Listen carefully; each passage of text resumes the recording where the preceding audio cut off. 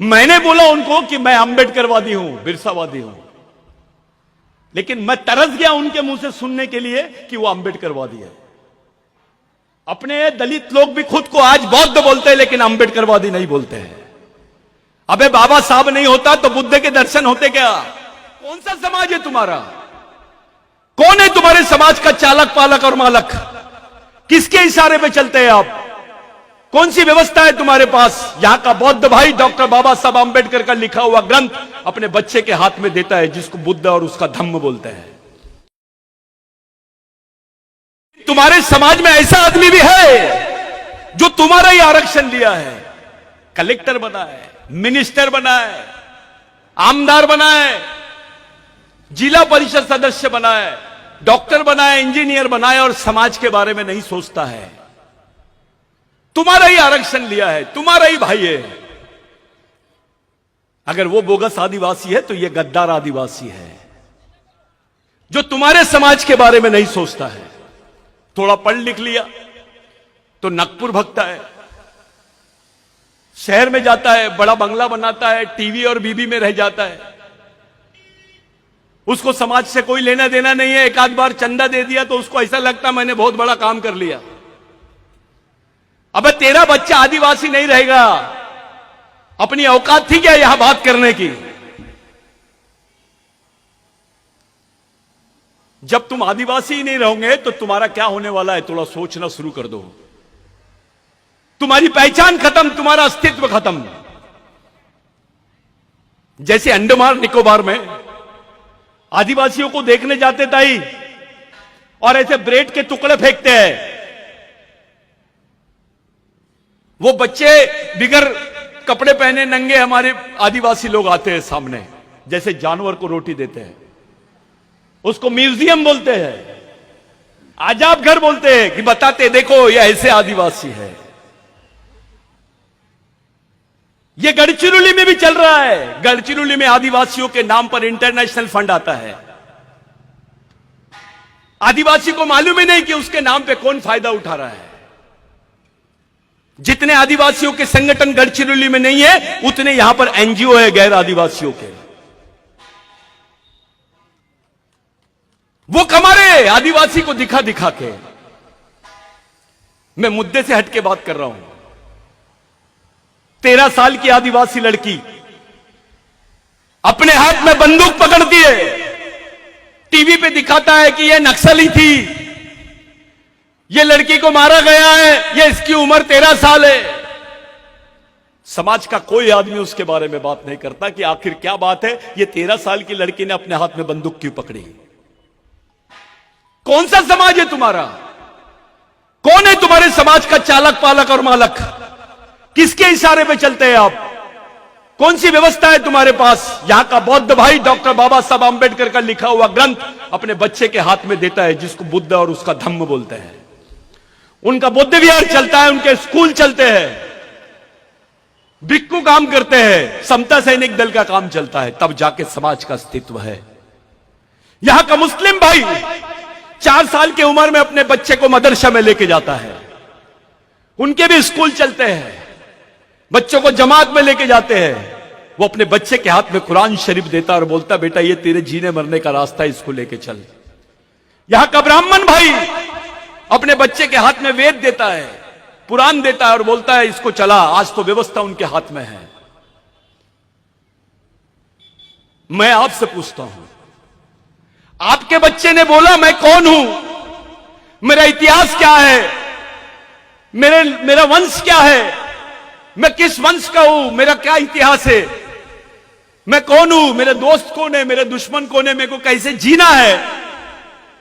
आपको पूछा आई मला एक पुस्तक देऊन दे, नाकून उंदी किताब सिम्मा दाई नाकून किताब सिम नावा जीवनसाठी बती तेरी सीसी में मुन्नेटसाठी, मेरे आगे के जीवन के लिए कुछ मेरे को दे।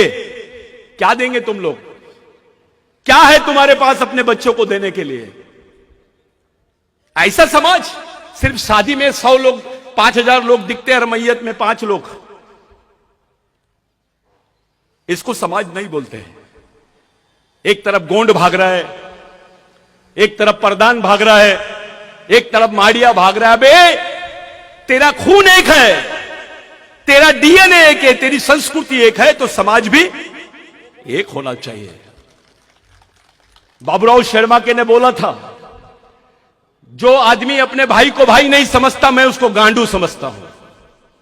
वो नामर्द है जो अपने भाई को नहीं पहचान सकता, वो दुश्मन को कैसे पहचानेगा। ये बाबूराव शर्मा के ने बोला है। क्या लगता था बाबूराव शर्मा के आपका? चलो आप अपने भाई को बोलो कि मेरे लिए तू फांसी के तख्ते पे चढ़ जा, अपने बाप को बोलो, अपने बेटे को बोलो, अपनी बहन को बोलो कि मेरे लिए फांसी के तख्ते पे चढ़ जा, नहीं चढ़ेगा। लेकिन बाबूराव शर्मा के तुम्हारे लिए फांसी के तख्ते पे चढ़ा, खत्म हो गया। वो उसकी बीबी थी, उसके बच्चे थे, उसके मां थी। यहां के गोंड ने नहीं बताया कभी कि कहां है बाबूराव शर्मा के का परिवार। यहां के प्रधान ने नहीं बताया कभी बाबूराव शर्मा के का परिवार कहां है। यहां के माड़िया ने नहीं बताया, और बाबूराव शर्मा के जो आंदोलन में लोग थे उन्होंने भी नहीं बताया। इतना बेईमान समाज है ये, जिसको उनके परिवार का भी पता नहीं है। बाबूराव शर्मा के बाद उसके बच्चे का, उसके परिवार का क्या हुआ, कोई नहीं बताता है। मैं रिसर्च कर रहा हूं। सुबेरे बाबूराव शर्मा के को फांसी की सजा होती है और दोपहर में फांसी के तख्ते पे खड़ा कर देते हैं। यह विश्व का पहला केस है। कोई भी सजा आफ्टर 24 आवर्स होती है, लेकिन 2 घंटे में बाबूराव शर्मा के को इन्होंने फांसी के तख्ते पे चढ़ा दिया। पहली बार फांसी का फंदा टूट गया, दूसरी बार चढ़ाया, और तीसरी बार मरने के बाद उसके कोई अवशेष नहीं बचना चाहिए, ऐसे मनुवादी चाहते थे। उन्होंने उसको चूने की भट्टी में डाला, क्योंकि बाबूराव शर्मा के सभी जगह बोलता था कि राज हमारा है तो व्यवस्था भी हमारी होनी चाहिए। यह सच्चाई थी उसकी। हमारे दिमाग में डाला जाता है कि यह शनिवार है, हनुमान जी की तरफ चले जा, मंगलवार है, शंकर भगवान की तरफ चले जा, गुरुवार है, फलाना लक्ष्मी की तरफ चले जा, इतने बजे जाना, इतने बजे मंदिर में जाना, इतने बजे पूजा करना। अबे ऐसा लगता है कि पंडा फोन पे ही बात करते रहता है भगवान से कि कौन से दिन कहां मिलेगा। बिरसा मुंडा ने बोला, मैं ऐसे भगवान को नहीं मानता हूं जो ब्राह्मणों की मानता है, मैं ऐसे भगवानों को ब्राह्मणों के घर का कुत्ता समझता हूं। यह सच्चाई थी बिरसा मुंडा के विचारों में। अलग अलग भाग रहे हैं हम। मैं ये संगठन का अध्यक्ष हूं, मैं वो संगठन का सचिव हूं।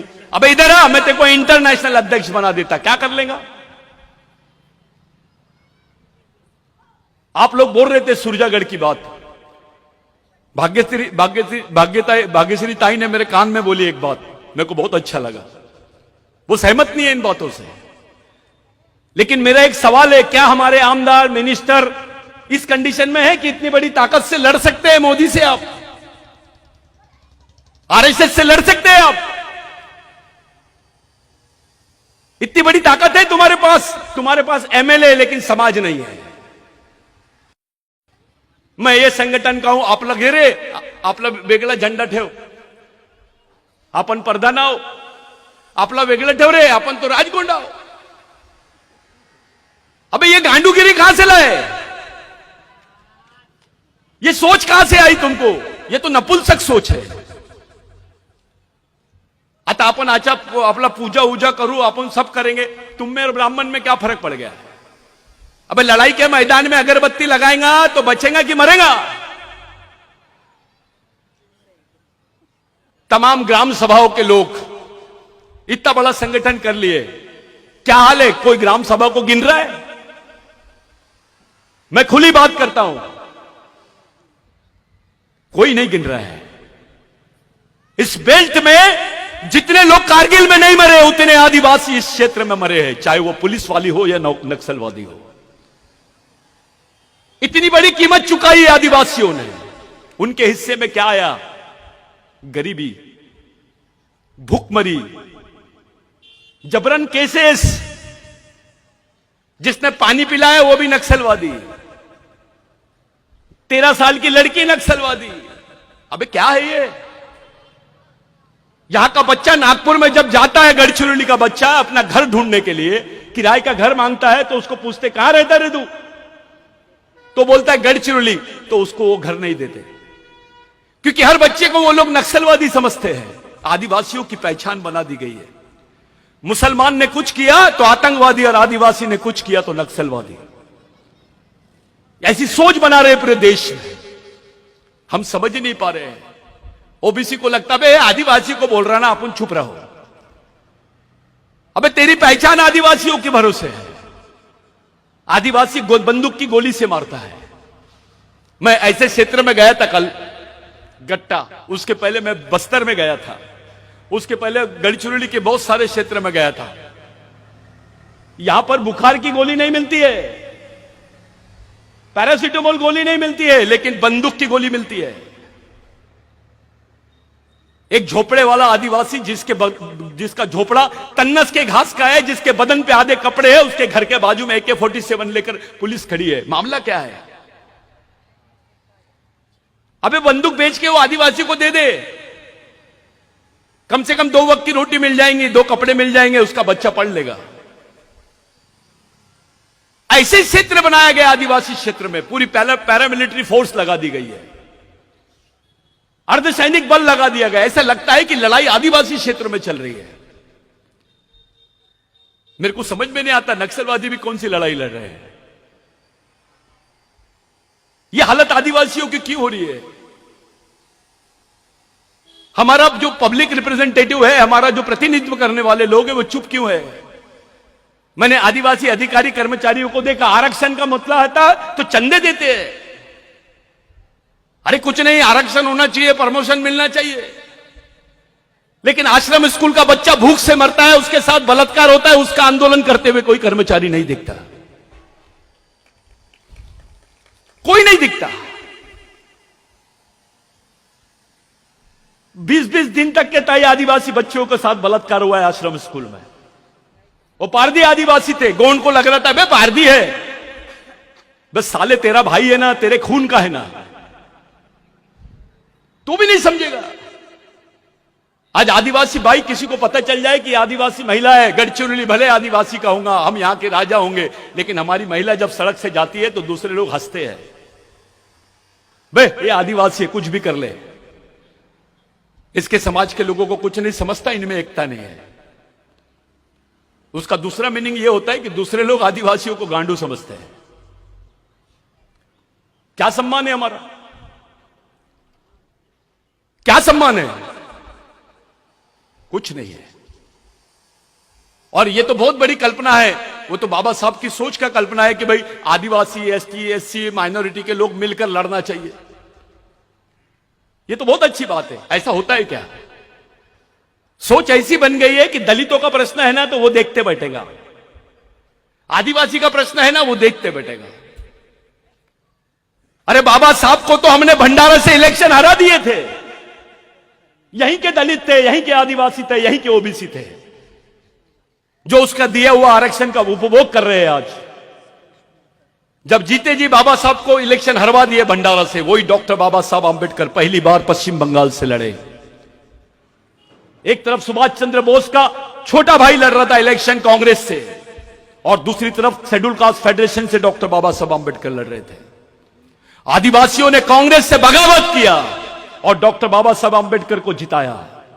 जिस आदमी ने बाबा साहब को आखिरी वोट दिया उसका भी नाम बिरसा था। वो बिरसा मुंडा के विचारों के लोग थे जिन्होंने बाबा साहब को पहली बार जिताया।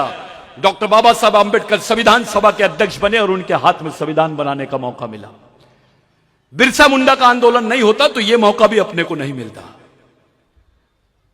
जिसको महात्मा गांधी बोलते हैं, राष्ट्रपिता बोलते हैं आप, वो महात्मा गांधी को स्वतंत्रता का संदेश, उसकी प्रेरणा बिरसा मुंडा से मिली है। उन्होंने लोगों से पूछा ये कौन है, ऐसा ही बोर्ड लगा हुआ था, मैं हमेशा बताते रहता हूं, महामानव, क्रांति सूर्य, धरती आबा भगवान बिरसा मुंडा। गांधी जी ने पूछा कितने लोगों के नाम है, तो आदिवासी खड़े हुआ, एक ही आदमी का नाम है।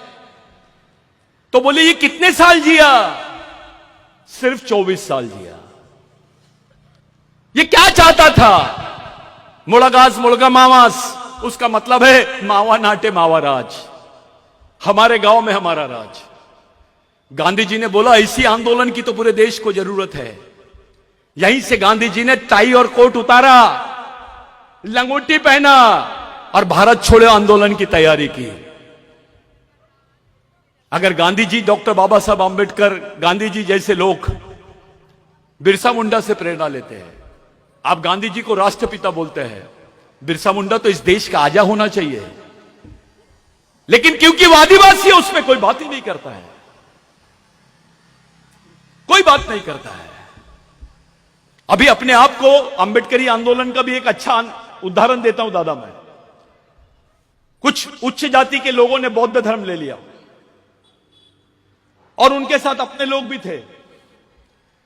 मैं दिल्ली की कॉन्फ्रेंस में था, मैं नाम नहीं लेता हूं उनका, सब लोग जानते हैं उनको। वो आके खड़े हो गए, हम बौद्ध हैं।